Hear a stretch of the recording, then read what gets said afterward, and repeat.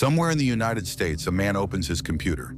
It's February 28, 2026, and it's 10 p.m. He creates an account on a platform that most people don't know about. He has no history on it, no record of previous activity, and he places a bet, $87,000 on a military attack against Iran. Precisely that night, and exactly 71 minutes later, the first strikes are launched. He pockets $515,000 before dawn. His account name, MAGA Maiman, remember it. We'll come back to it in detail later. And he's not alone. 5 other accounts did exactly the same thing that night, created the day before, with no verifiable identity. And together they won more than $1,200,000 in one night by betting on a war. So, a question was raised everywhere, in the media, in the United States Senate, on the internet. Did they simply analyze the situation better than everyone else? Or did they already know? No one has a definite answer, but this story reveals something much more worrying than 6 anonymous accounts and $1 million. There are platforms where anyone can bet on the future of the world.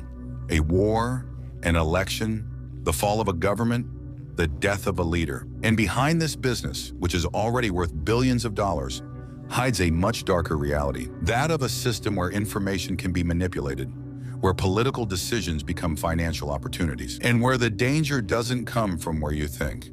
Today, we're going to dissect a new kind of business. Polymarket is the casino of prediction markets. With what you're about to discover in the next few minutes, you'll never look at the news the same way again. Ryan Kowalski is 34 years old. He has an apartment on the 9th floor of a building in Brooklyn with a view of Manhattan. Every morning, even before his coffee is ready, he checks his bets. He spends his mornings cross-referencing diplomatic cables, reports published at 3 a.m., and Twitter feeds from journalists based in Pyongyang and Moscow. No one else follows them, and he doesn't do this to stay informed, but to find what others haven't seen yet. And when he thinks that's the case, he places a bet. The platform is called Polymarket, and the first time you open it, you don't really understand what you're looking at. Charts, percentages, real-time curves. At first glance, it looks like regular trading, and then you read the titles of the open markets that day. Will Donald Trump be convicted before November? Will Russia use a nuclear weapon in 2026? Will there be a coup in Venezuela in the next 3 months? Something in your mind wonders what's going on. The future of the world is turned into a financial market. The mechanism is simple. You choose an event, the platform assigns it a probability, let's say 40%. So your position costs 40 cents if the event happens. It's worth $1, so you've made 60 cents. Otherwise, it goes to zero. The person who bet against you wins the stake. On top of that, users can buy and sell these probabilities in real time, which means that when Xi Jinping makes an unexpected statement about Taiwan, the markets move within seconds. When a leak appears for the Washington Post, the probabilities go wild even before the article is published. And here, a very simple question arises. If you could bet on something whose outcome you already knew, would you do it? Keep that question in mind. Polymarket is just the surface. There's Kalchi, which is officially recognized by the American financial authorities as a legitimate instrument, but also Manifold, Predicted, Metaculus, dozens of platforms and billions of dollars moving on certain markets. People have bet on the exact end date of the Ukraine war, a leader's chance of surviving a coup, and the likelihood of a pandemic being declared within a year. The future has become a product sliced into probabilities and sold to the highest bidder in 2024. Polymarket had Trump as the winner several weeks in advance, while most media outlets were still hesitating. Ryan, on his part, knew it, and he had bet on it. But that's the ideal scenario. The one where someone analyzes better than the others and wins. Before people used to watch the news, today, some people process it because there's another scenario, a much darker one, where certain people don't win because they analyze better, but simply because they win, they already know. Let's return to the night of February 28, 2025, as I mentioned earlier. At that moment, the world is calm. Well, on the surface, diplomats are negotiating, generals are analyzing, journalists are following the news reports. And on Polymarket, a market has been running quietly for a few days. Will the United States attack Iran this month? The displayed probability is rather low, around 20. The most serious geopolitical analysts don't really believe it's going to happen right away. The media hardly talks about it. The situation is tense, as it often is in the Middle East, but nothing suggests an imminent strike. Except that on that night, something strange happens on the platform. That's when MAGA Maiman, whom I mentioned earlier, opens his account and places his bet. As you know, he pockets $515,000 in a single night. What intrigues the investigators is not just the amount, it's the precision. The question wasn't whether Iran would be attacked one day, it was whether it would be attacked this month, knowing that it was the last day of the month, and so only that specific day was left. That night, as if someone had consulted a calendar we weren't supposed to see, and Maga Maiman is just the most visible one. 5 other accounts did exactly the same thing, created the day before, with no history nor any verifiable identity. Together, more than $1,200,000 earned in one night on the internet. It doesn't take long to blow up. A crypto influencer sums up what many are quietly thinking. These war strategies happen in the Situation Room. It's top secret. There are no phones. These accounts are appearing suddenly and making millions. Another one goes even further. Government people are using your taxes to fund the war they're betting on with insider information. Serious accusations, unverifiable at this stage, but hard to ignore. And then, one more detail makes everything even more complicated. The founder of Polymarket has always acknowledged his ties to the Trump administration. He publicly said, "I'm a young entrepreneur. If I have people who believe in what I'm doing, who understand how politics works and can guide me, there's nothing wrong with that, except that one of the people who believes in what he's doing is Donald Trump Jr. He is a strategic advisor to Polymarket and, incidentally, a shareholder of the platform. In other words, the platform where these bets were placed is directly connected to the family of the president who ordered the strikes. Let's take a moment to consider what that actually means. Imagine that you work for the United States government. You're in the loop. You know that a major military decision is going to be announced in the next few hours. This information is not yet public. Journalists don't know about it, and neither do the financial markets. But you do. So is there a law that forbids you from opening Polymarket tonight and betting on it?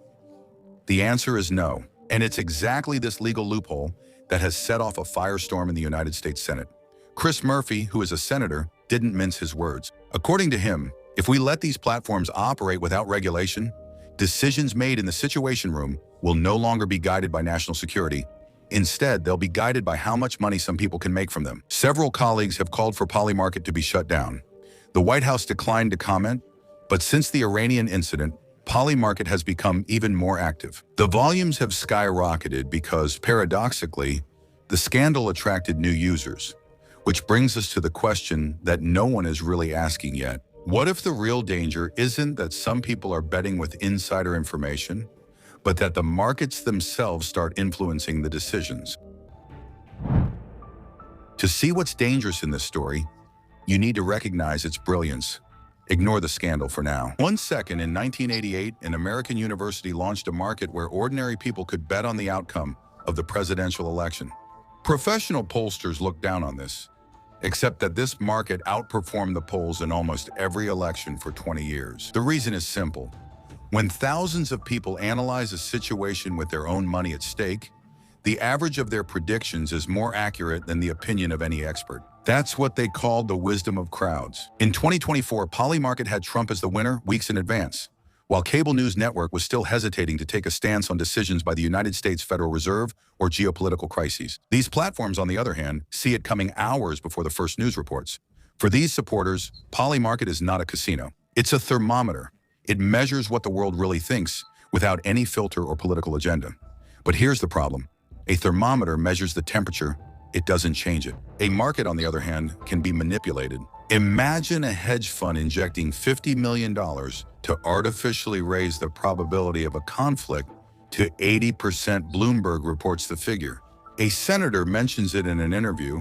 A general sees it pop up on his phone. At what point does this market stop predicting war and start causing it? This isn't science fiction. It's what's called perception engineering.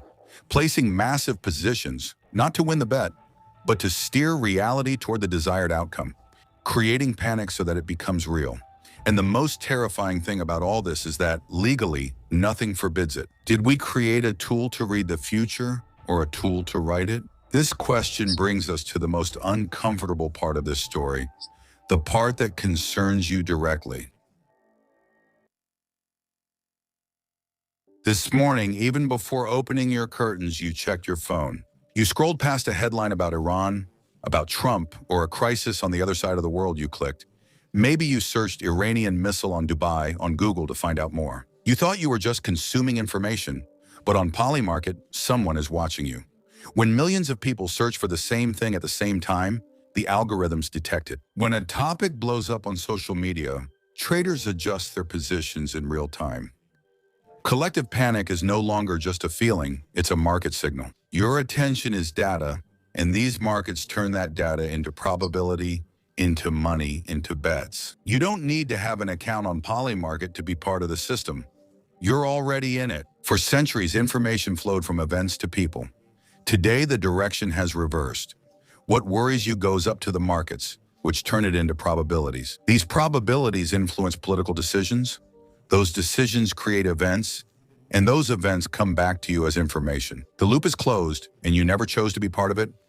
6 anonymous accounts, $1,200,000, a war. The real question isn't whether they cheated that night. We may never know if MAGA Maiman really knew what was going to happen. But one thing is certain. There is now a market where some people make money off what happens to the rest of the world.